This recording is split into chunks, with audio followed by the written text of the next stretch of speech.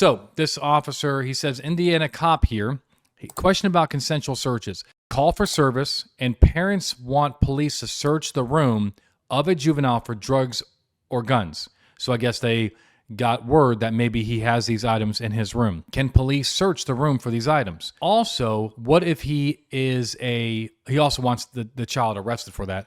They also want the child arrested for that. But also, what about adult children? I doubt juveniles have the same right to privacy as adults do. But wondering what your thoughts were. I know California v. Fernandez and Georgia v. Randolph are two big cases on this issue. If they pay rent for the room, or if they don't pay rent, does that change anything? Now, here's what I teach, just to kind of keep it clean. If you show up to the house and the kid is 19 years old, for example, and the parents are like, we think there's drugs and guns in there, or you ask to search, and the parents are like, go ahead and search. Generally speaking, what does the situation look like?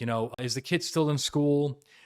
Is there any indication that the kid pays rent? Are there locks on the room to keep the parents out? Do the parents say things like, yeah, we're not allowed in there, but you can go in there anyway? Things like that. However, if the parents are talking like they have access to the room and they tell you, yeah, we go in there and he doesn't pay rent and there's no lock on the room and so forth, then generally speaking, you can go in. However, what I also teach is that if the adult child is present and non-consenting, and you have some factors that maybe lead you to believe that this is kind of like his room and he is being treated like an adult, not just like a kid staying at home.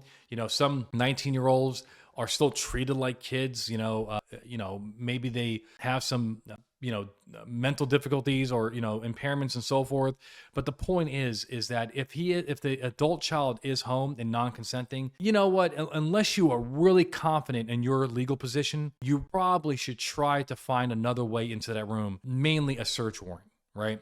Because it can get a little murky. Because if the kid goes into court and establishes that, yes, under these facts, I had a equal privacy interests as my parents, meaning, I'm an adult, I do chores, but those chores are in lieu of rent and so forth. Then you have a Georgia versus Randolph issue, which is basically the U.S. Supreme Court saying that people with equal authority, if one says yes, mom, and one says no, son, and they do have equal authority because they're an adult and they have other factors in play, then you most likely are not going to be able to search that room because the no is going to cancel out the yes. Does that make sense?